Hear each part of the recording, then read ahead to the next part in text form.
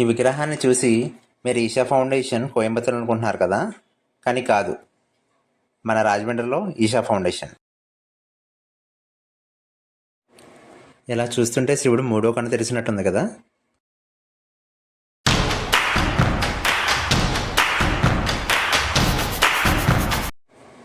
Hello friends, welcome back to my channel journey with Bhargav. ఈ రోజైతే మేము ఫ్రెండ్స్ అంతా కలిసి ద్వారపుడికి స్టార్ట్ అవుతున్నాం. ఎందుకనేది మీకు ఫర్దర్ వీడియోలో ఎక్స్ప్లెయిన్ చేస్తాను. ఫ్రెండ్స్, ఈ శివుని విగ్రహం చూసి మీరు కోయంబత్తూర్ ఈషా ఫౌండేషన్ అనుకుంటున్నారు కదా, కానీ కానే కాదు.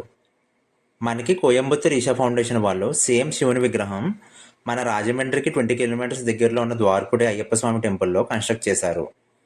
ఈ విగ్రహం మనకి సేమ్ షేప్ అండ్ స్ట్రక్చర్లో సేమ్ ఉంటుంది, బట్ హైట్ అండ్ విత్లో మాత్రం కాస్త డిఫరెన్స్ ఉంటుంది.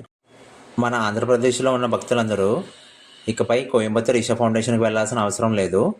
ఇక నుండి ఈ ద్వారపుడికి చేరుకోండి. ఈ ప్లేస్కి ఎలా చేరుకోవాలంటే, మనకి రాజమండ్రికి నెంబర్ ఆఫ్ ట్రైన్స్ ఉన్నాయి, బస్సెస్ ఉన్నాయి. అది కాకుండా మనకి ద్వారపుడికి కూడా కొన్ని ట్రైన్స్ హాల్ట్ ఉంటుంది. సో చూసుకొని బుక్ చేసుకోండి. లేదు అంటే మనకి రాజమండ్రి నుంచి జస్ట్ 20 కిలోమీటర్స్ మనకి బస్ ట్రాన్స్పోర్టేషన్ ఉంటుంది, ఆటో ఫెసిలిటీ కూడా ఉంటుంది రాజమండ్రి నుంచి. లేదా ద్వారపుడి రైల్వే స్టేషన్ నుంచి అయితే జస్ట్ 1.5 కిలోమీటర్. ఇప్పుడైతే మనం విగ్రహం దగ్గరికి వెళ్దాము. చూస్తున్నారు కదా, జనం అయితే చాలా ఎక్కువ ఉన్నారు. ఈరోజు ఓపెనింగ్ కదా, అందులోని ఈరోజు శివరాత్రి కాబట్టి మనకి క్రౌడ్ అయితే చాలా ఎక్కువ ఉంది. సో మీరు ఫ్రీ టైం చూసుకొని రండి. మ్యాక్సిమం మండే వీకెండ్స్ అవాయిడ్ చేస్తే బెటర్. కొంచెం మీకు ఫ్రీగా కావాలంటే వీక్లో మిడ్ ఆఫ్ ది వీక్లో వస్తే బెటర్.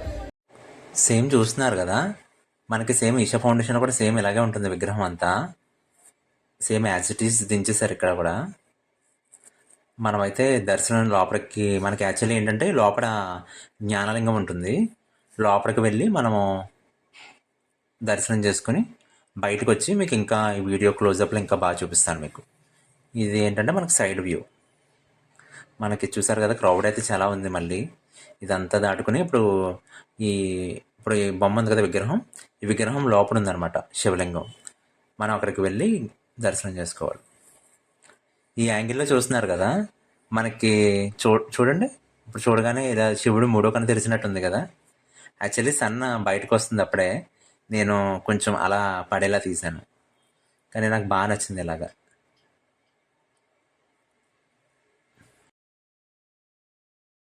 ఎస్ఎల్ కనకరాజు గురుస్వామి గారు ఈరోజు ఉదయం 5:30కి ఓపెన్ చేశారు. మనమైతే ఇలా దర్శనంకి లోపలికి వెళ్ళేటప్పుడు ఇలా ఈ శివుని విగ్రహాన్ని టచ్ చేస్తూ వెళ్ళచ్చు. చూస్తున్నారు కదా, ఇలా వెళ్ళేటప్పుడు మనము చాలా స్మూత్గా ఉంది. నిజంగా ఫినిషింగ్ అయితే చాలా బాగా చేశారు. ఇప్పుడైతే మనం లోపలికి వెళ్తున్నాము. శివుని విగ్రహం ఉంది కదా, ఈ లోపలికి వెళ్తున్నాము. ఆల్మోస్ట్ ఇక మెయిన్ ద్వారం దగ్గర ఉన్నాం, లోపలికి వెళ్తున్నాం. ప్రతి చోట ఓం నమ శివాయ అని స్టిక్కర్స్ పైన జెండాలు అంటించారు. లోపలికి వెళ్తున్నాము.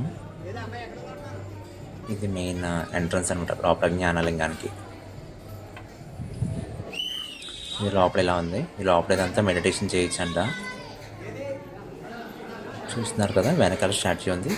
ఈ ఫ్రంట్ ఉన్నది శివలింగం, జ్ఞానలింగం.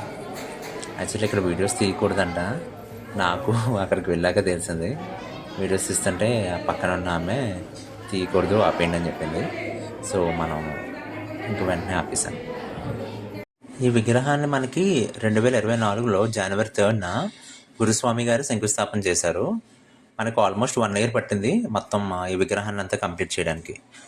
మనకి టెంపుల్ టైమింగ్స్ మార్నింగ్ 5:30 నుంచి ఆఫ్టర్నూన్ 12 వరకు, మళ్ళీ ఈవినింగ్ 4 to 7 వరకు. ఈ శివుని విగ్రహం 60 అడుగుల ఎత్తుతో 100 అడుగుల వెడల్పుతో కన్స్ట్రక్ట్ చేశారు. తలపైన చూస్తున్నారు కదా, చందమామని భలే డిజైన్ చేశారు. మెల్లో రుద్రాక్షలు, నాగపాము, నిజంగా చాలా న్యాచురల్గా డిజైన్ చేశారు. ఇవి మెల్లో రుద్రాక్షమాల వేసుకుంటే ఎలా ఉంటుంది, సేమ్ యాజ్ ఇట్ ఈజ్ అలానే ఉంది. కాకపోతే ఇదంతా కన్స్ట్రక్షన్ అలా చేశారు, కానీ ఏదో రియల్గా రుద్రాక్షమాల వేస్తే ఎలా ఉంటుంది అలా చేశారు డిజైనింగ్ మాత్రం. నందీశ్వరుడు దగ్గర నుంచి చూస్తుంటే వ్యూ ఎలా ఉంది చూడండి. సో వీడియో మీకు నచ్చే ఉంటుంది అనుకుంటున్నాను.